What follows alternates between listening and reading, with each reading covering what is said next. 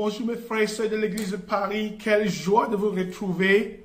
Il y a quelques mois, on était ensemble sur le thème Jésus et la culture. Et cette fois-ci, c'est l'évangile de Luc. Et nous allons parler aujourd'hui du chapitre 18 de cet évangile. Merci pour le privilège de me faire prendre part à votre série extraordinaire. Et il y a des frères qui ont fait un travail extraordinaire déjà, même avec l'introduction. Et j'ai écouté quelques couples qui ont partagé sur certains chapitres jusqu'au chapitre 17. J'ai écouté pas tous, mais quelques-uns. J'ai beaucoup aimé l'introduction de notre frère ingénieur scientifique qui a en fait partagé comment Luc l'aide à adresser ses doutes par rapport à la véracité de la Bible. Et c'est incroyable de voir qu'un document qui date de 2000 ans au moins, on peut avoir plus confiance à un tel document que la plupart des nouvelles que nous avons aujourd'hui. Il a même mentionné les fake news d'aujourd'hui. On a beaucoup d'informations, mais la crédibilité de l'information, vraiment, il y a beaucoup de doutes est mise en question. Alors, j'ai beaucoup aimé son introduction et il a dit quelque chose qui touche à ce chapitre 18. Le fait que pour Luc qui écrit à quelqu'un de grand renommé comme Théophile, qui était probablement vraiment quelqu'un de grand, un Romain, il essaie de le convaincre. Et c'est vrai que sur le plan humain, on aurait pu aimer avoir des personnes comme ça, des personnes riches, de certain statut social parmi nous, parmi les disciples. Mais il fait tout le contraire, il est intègre. Et dans les histoires qu'il partage, il lève plutôt les pauvres. Et au contraire, c'est comme s'il n'y avait même pas d'avantage d'être riche. Quand on voit l'histoire du jeune homme riche, ou bien l'homme riche et Lazare, Luc 16, dont Brad et son épouse avaient parlé. C'est extraordinaire de voir ça. Et ce thème commence très tôt déjà dans l'évangile. On voit dans le Magnificat de Marie, où elle dit dans son chant, « Mon âme célèbre la grandeur du Seigneur », verset 46, « et mon esprit se réjouit en Dieu mon Sauveur, parce qu'il a porté le regard sur son humble servante. » Et ça continue au verset 52 par exemple, il dit ici, 51 déjà même, il dit, il a agi avec force de son bras, la force de son bras, il a dispersé ceux qui avaient dans le cœur des pensées orgueilleuses, il a renversé les puissants de leur trône et il a élevé les humbles. Il a rassasié des biens les affamés, ceux qui ont faim, et il a renvoyé les riches, les mains vides. On voit déjà dans le chant de Marie, le Magnificat, ce thème est introduit. Ce thème commence depuis l'Ancien Testament. Les prophètes comme Amos, c'était des prophètes de la justice sociale. Okay? Les prophètes comme Michée, les prophètes comme Ésaïe, même Jérémie. C'est des prophètes qui prêchaient la justice de Dieu dans le sens où Dieu veut s'assurer qu'il y a justice dans la société, que tous les hommes créés à l'image de Dieu sont traités de la même manière. Et ici, on voit qu'il élève les pauvres, les humbles, les affamés. Et il dit qu'il envoie même, il renvoie les riches les mains vides. Ça, c'est un thème qu'on retrouve, c'est un fil qui traverse tout l'évangile de Luc. Et je pense que Luc 18 développe ce thème tellement bien, mais je veux aussi mentionner quand Jésus lance son ministère en Luc 4 dans la synagogue, où il prend le rouleau et il lit Ésaïe 61, « L'Esprit du Seigneur est sur moi, parce qu'il m'a consacré par onction pour annoncer quoi? La bonne nouvelle à qui? Aux pauvres.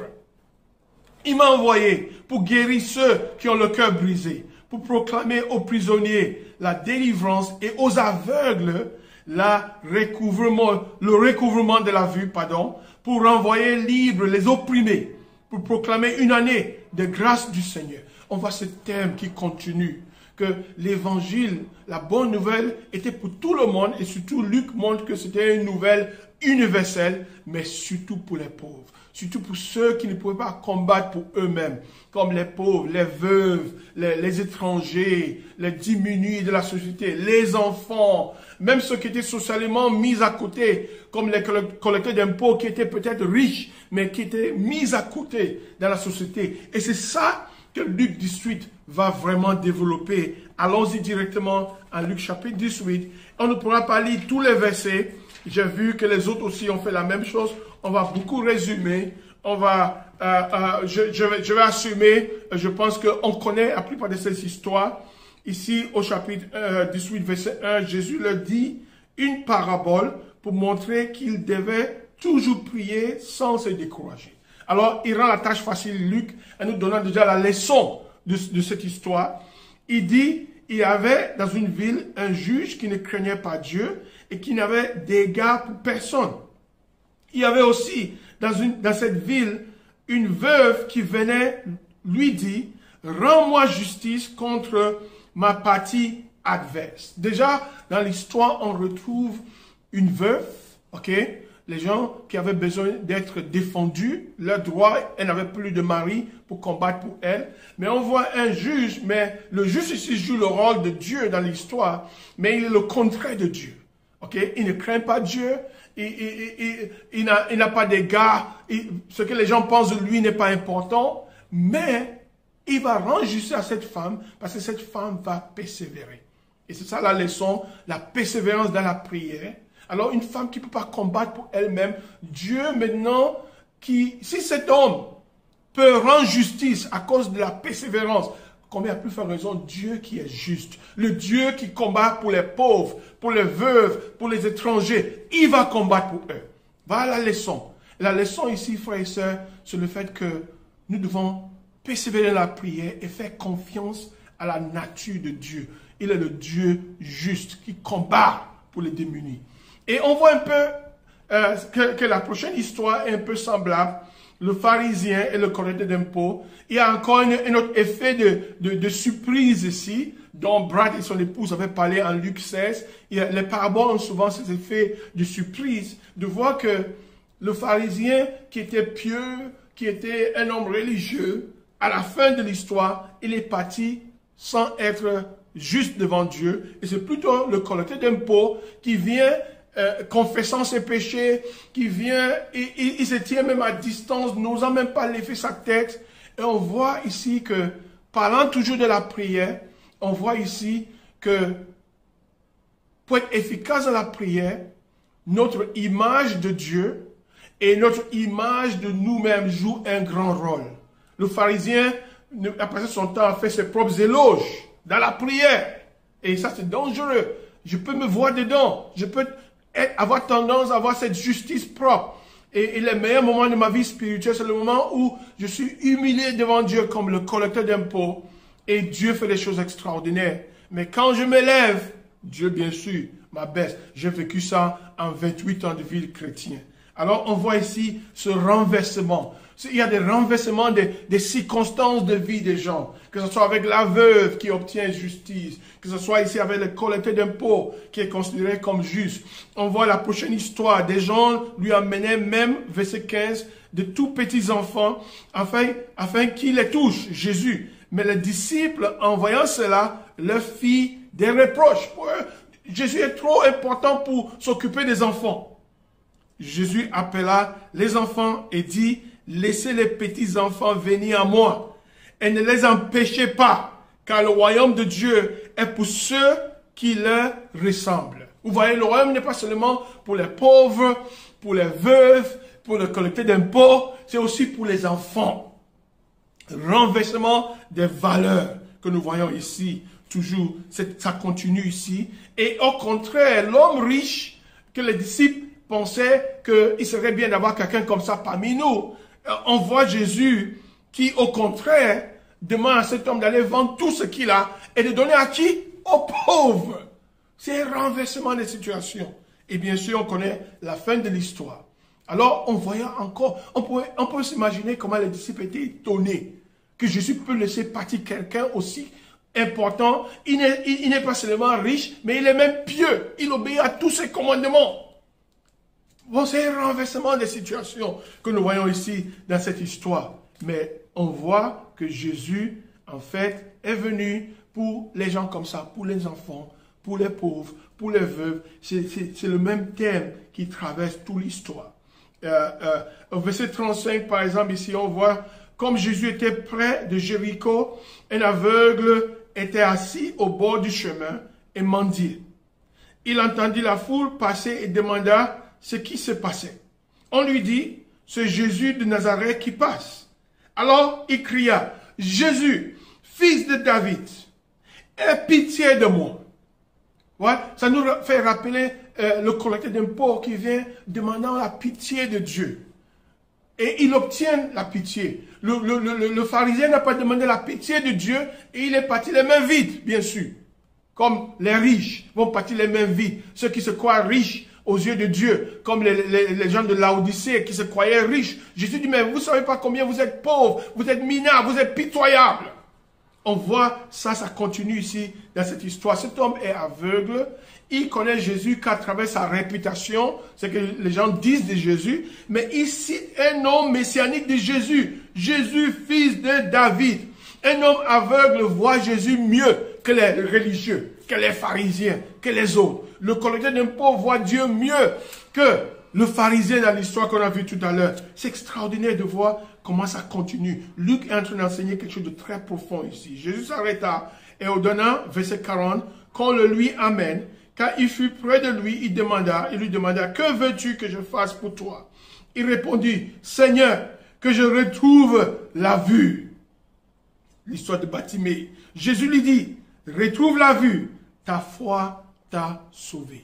Il retrouva immédiatement la vue et suivit Jésus en célébrant la gloire du Seigneur.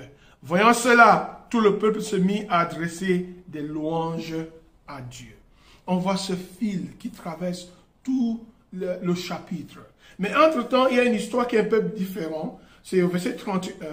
Jésus prit les 12 avec lui et leur dit, « Nous montons à Jérusalem et tout ce qui a été dit par les prophètes au sujet du Fils de l'homme va s'accomplir. » Tu vois, Jésus reste fixé sur sa raison d'être, pourquoi il est venu.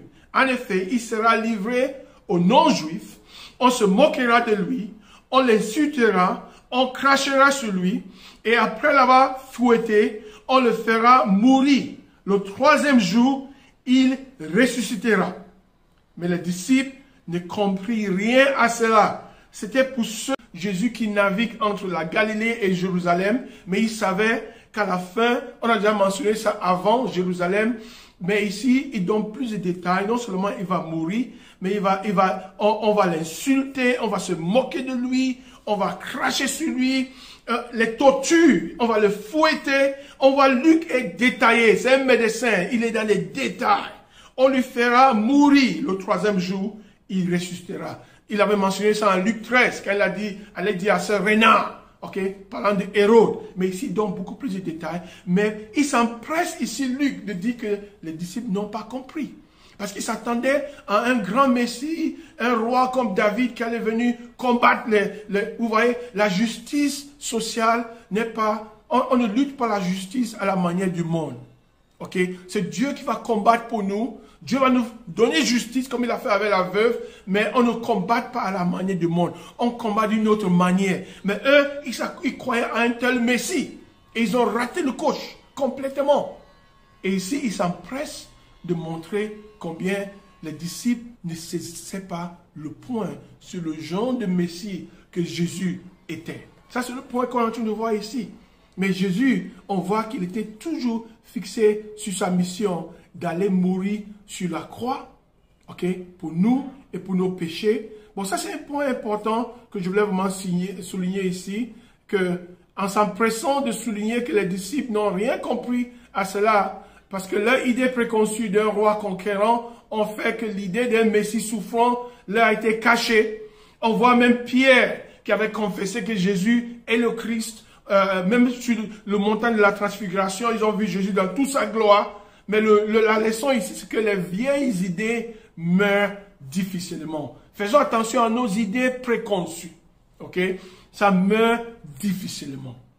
Alors, frères et sœurs, toutes ces histoires ont quelque chose en commun. Dernièrement, au Nigeria, nous avons connu des grands protestes. Les jeunes ont protesté contre le gouvernement parce qu'il y a tellement d'abus. Et c'est qu'en France aussi, il y a beaucoup de mouvements sociaux, il y a beaucoup de choses. Même dernièrement, avec ce qui s'est passé là-bas, avec les tueries et tout dans l'église. Il y a beaucoup de choses sociales, dernièrement avec le racisme. Ça, c'est un thème important. Et parfois, on se pose la question, où est la place de l'église dans tout ça? Est-ce qu'on doit être tellement pieux comme les moines et rester loin des réalités du monde et seulement chercher à sauver les perdus? Ou bien est-ce qu'on doit maintenant rentrer dans la politique pour changer les statuts, changer le gouvernement et tout et tout? Je pense que c'est deux extrêmes. Mais Jésus était, lui, un défenseur des pauvres, des veuves, de ceux qui étaient opprimés dans la société, mais ses valeurs et sa manière étaient différentes. Il est venu construire une communauté complètement différente de la communauté qu'on connaît autour de nous.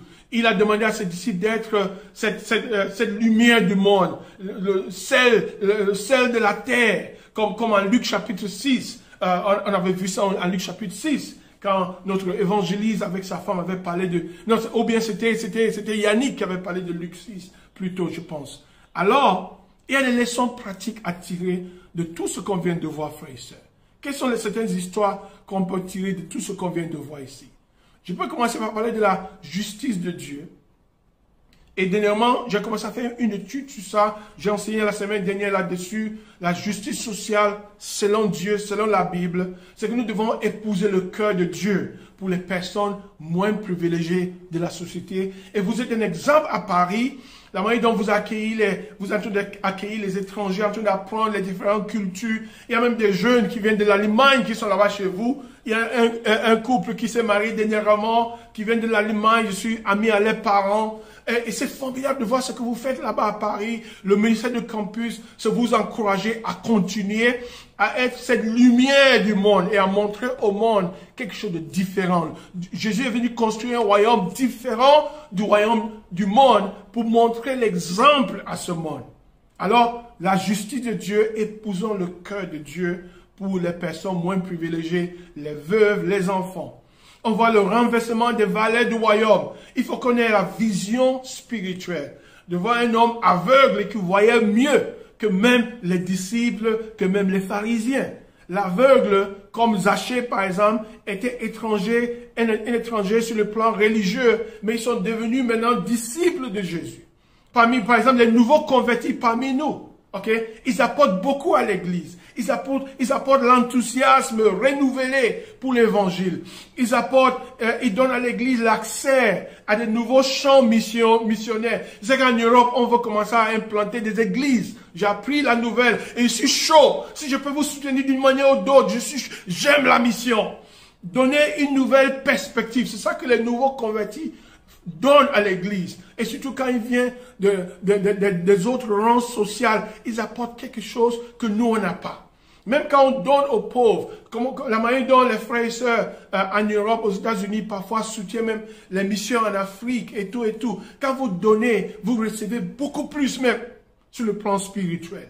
Ça, c'est un thème qu'on voit. On voit c'est la prière, la nécessité de persévérer dans la prière et d'être humble dans la prière comme le collecteur d'impôts, persévérer comme la veuve dans la prière. Frères et sœurs, ça fait 28 ans que je suis disciple. C'est maintenant que j'ai l'impression que c'est maintenant que beaucoup de promesses de Dieu sont en train de se réaliser dans ma vie. Mais il a fallu persévérer pendant presque 3 décennies pour voir ça se réaliser. La vie chrétienne, c'est une vie de persévérance. C'est une course de fond. C'est pas 100 mètres.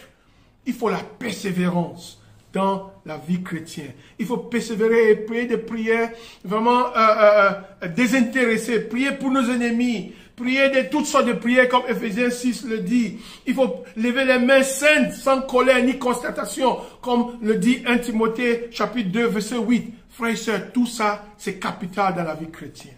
Alors je termine en vous encourageant frères et sœurs à épouser ce renversement de valeurs, à épouser le cœur de Dieu pour les démunis. Nous sommes en train d'apprendre ces leçons ici même au Nigeria où l'écart entre les riches et les pauvres, il y a un écart terrible. Peut-être vous avez vu à la télévision les pauvres qui rentrent dans les trucs pour prendre des sacs qu'on avait donnés pour les palliatifs de Covid que les gens ont gardés. Frères et sœurs, dernièrement, ma femme et moi, on a aidé une femme qui était sans abri à trouver un abri. Frères et sœurs, on doit combattre pour les gens diminués de la société. Et c'est que vous faites ça, continuez de faire ça et que Dieu vous bénisse et à lui seul soit la gloire. À bientôt.